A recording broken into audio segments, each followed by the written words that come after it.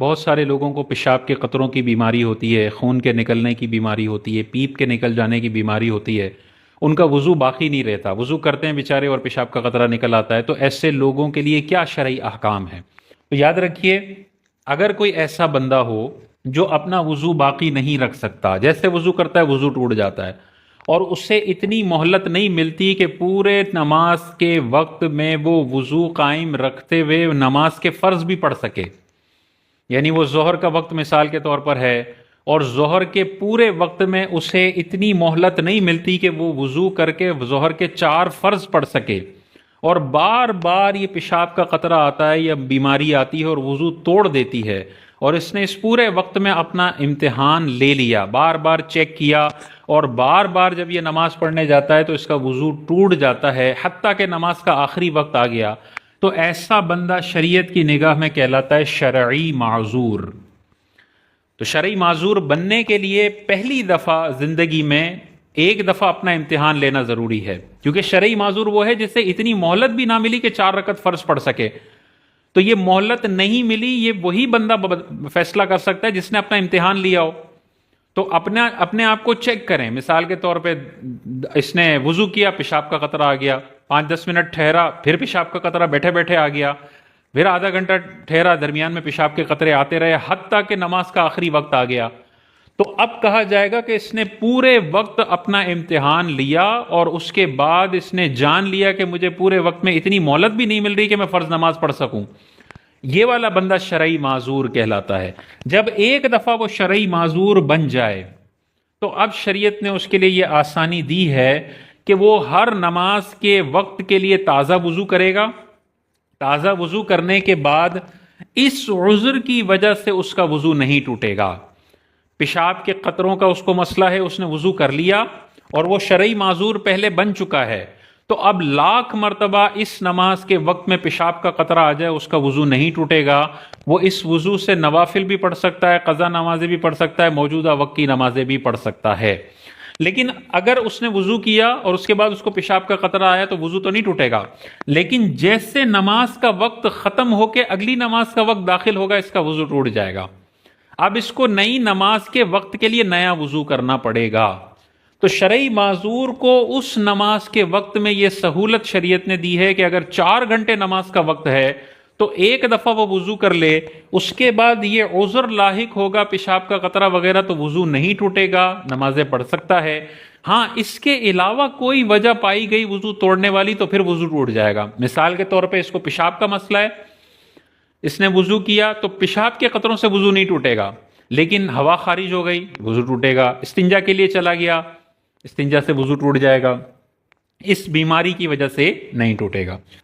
اب یہ کب تک شرعی معذور رہے گا وہ ذہن میں رکھنا ہے۔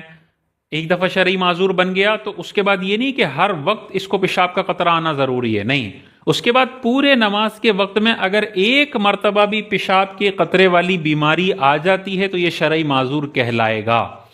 لیکن اگر کسی دن پوری ایک نماز کا وقت بغیر قطروں کے گزر گیا تو ہم کہیں گے یہ اب بندہ صحت مند ہو گیا، یہ شرعی معذور نہیں رہا۔ اب شرعی معذور نہیں رہا تو یہ والا فائدہ جو اس کو مل رہا تھا کہ لاکھ مرتبہ پیشاب کا قطرہ ہے وضو نہیں ٹوٹے گا، اب یہ سہولت اویلیبل اس کو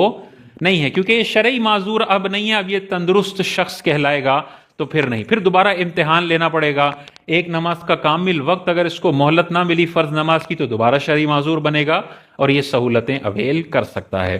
شرعی معذور امامت کروا سکتا ہے یا نہیں، وہ بھی شرعی مسئلہ اپنے ذہن میں رکھیں۔ اگر کوئی شرعی معذور ہے جس کا وضو باقی نہیں رہتا تو وہ تندرست لوگوں کا امام نہیں بن سکتا، وہ اپنے جیسے مریضوں کا امام بن سکتا ہے یا اپنے سے بڑے مریضوں کا امام تو بن سکتا ہے، لیکن اپنے سے تندرست لوگوں کا امام یہ نہیں بن سکتا، اس کے پیچھے تندرست لوگوں کی نماز نہیں ہوگی۔ آخری مسئلہ کہ شرعی معذور کا وضو ٹوٹتا تو نہیں ہے عذر کی وجہ سے، پیشاب کا قطرہ نکلا وضو نہیں ٹوٹے گا، لیکن اگر وہ پیشاب کا قطرہ کپڑوں پر لگا ہے تو کپڑوں پر نجاست کا حکم وہی ہوگا جو نماز کے اندر کا حکم ہے کہ اگر 1 درہم جتنی نجاست لگی، اگر وہ گیلی نجاست ہے تو 1 روپے کا جو سکہ ہوتا ہے ہتھیلی کی گہرائی اتنی نجاست اگر لگی، مثال کے طور پہ اتنا دھبا ہو گیا تو وہ 1 درہم یا اس سے زیادہ کہلاتا ہے۔ تو اگر پیشاب کا قطرہ کپڑوں پر لگا تو وضو تو نہیں ٹوٹے گا، لیکن اگر پیشاب کا دھبا اتنا ہو گیا، اتنا بڑا دھبا ہو گیا، تو اب کپڑے ناپاک ہونے کی وجہ سے نماز میں نقصان آئے گا۔ اگر 1 درہم سے زیادہ کپڑا ناپاک ہے اور نماز پڑھ لی تو نماز ہوگی ہی نہیں، 1 درہم کے برابر ہے تو نماز ہو جائے گی لیکن نماز واجب الاعادہ، اور بالکل چھوٹا سا دھبا لگا تو اس کو صاف کرنا مستحب تھا، سنت مبارکہ تھا، لیکن اس کے ساتھ بھی نماز پڑھی تو نماز ہو جائے گی۔ تو بہت سارے لوگ یہ سوال کرتے ہیں کہ مفتی صاحب پیشاب کا قطرہ نکلنے سے وضو تو نہیں ٹوٹے گا، لیکن یہ پیشاب کے قطرے لگ تو کپڑوں پہ رہیں تو کپڑے تو ناپاک ہو گئے، تو کپڑوں میں پھر وہی مسئلہ ہے کہ 1 درہم یا اس سے زیادہ لگے گی تو نماز یا ہوگی نہیں یا واجب الاعادہ،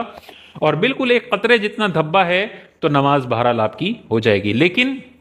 مثال کے طور پر وہ نماز پڑھے جا رہا ہے، ہر دفعہ پڑھتا ہے، کپڑوں پر اتنا دھبا ہو جاتا ہے، پھر اس کو توڑنی پڑے گی، شلوار چینج کرنی پڑے گی، پھر وہ پڑھتا ہے، پھر دوبارہ اتنا بڑا دھبا ہو جاتا ہے، پھر اس کو شلوار چینج کرنی پڑے گی، حتیٰ کہ وہ کرتا رہا اور نماز کا آخری وقت آ گیا۔ تو اب اگر کپڑے میں اتنا بڑا دھبا بھی ہو جائے، اتنی زیادہ پیشاب کے قطرات نکل جائیں تو وضو بھی نہیں ٹوٹے گا، اور ان کپڑوں میں اب اس کی نماز بھی درست ہو جائے گی، کیونکہ بالکل آخری وقت آ گیا، اب اس کے پاس کپڑے تبدیل کرنے کی مہلت ہی نہیں ہے، تو یہ پھر ایسی تکلیف ہے جس کی اس کو طاقت ہی نہیں ہے، تو پھر ناپاک کپڑوں میں بھی نماز ہو جائے گی۔ لیکن اگلی نماز کا وقت آئے گا تو پھر اس قسم کے مسائل اپنے ذہن میں رکھ